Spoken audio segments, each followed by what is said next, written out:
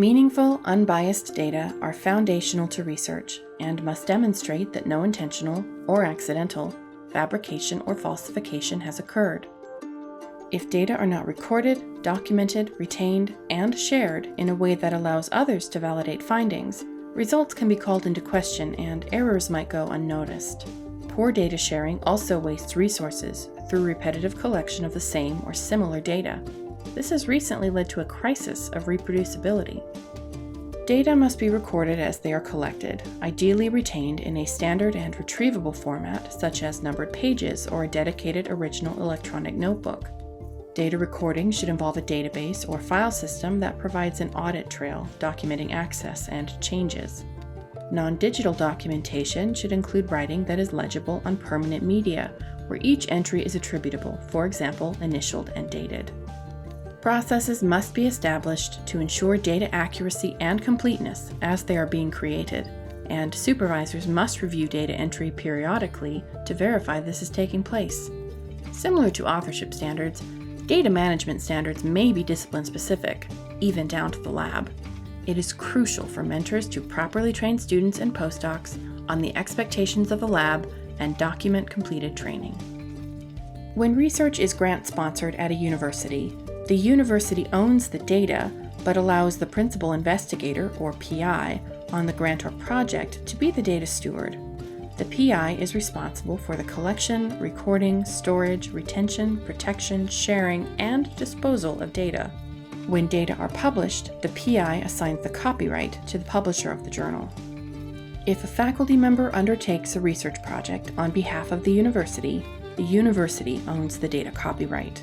However, if faculty members perform research on their own, the copyright and intellectual property belong to them. This can be disputed and sometimes leads to legal mediation. Data and data books collected by undergraduates, graduate students, and postdoctoral fellows on a research project belong to the grantee institution, and students should not take this data. However, retaining copies of data is allowed with permission. In the case of industry-funded research, do not assume complete data access, as data may belong to the sponsor or have restrictions, such as distribution. Disputes about ownership of data can lead anywhere from bad feelings to criminal action. All parties from the beginning of a project must understand what the rules, limitations, and expectations are regarding ownership and access to data. Limits to data sharing must be defined at the start of any study. Regarding data ownership, the National Science Foundation expects significant findings from research and activities it supports be promptly submitted for publication.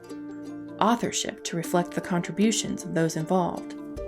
Investigators to share data, samples, physical collections, and other supporting materials created or gathered during the study with others at no more than incremental cost and within a reasonable time. Awardees to share software and inventions to make them useful and usable. Exceptions may be allowed to safeguard the rights of individuals and subjects or the integrity of collections. Retention of legal rights to intellectual property.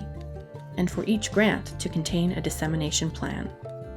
These requirements and similar requirements from other sponsors, publishers, and institutions are driving the need for more systemic and explicit plans for data management. Such plans span the complete data lifecycle, from acquisition and creation, through analysis and visualization, to sharing and preservation. For information on data management plans, as well as data storage, security, control, and organization, please refer to our video on those topics. Thanks for watching, and thank you for your commitment to excellence in data ethics.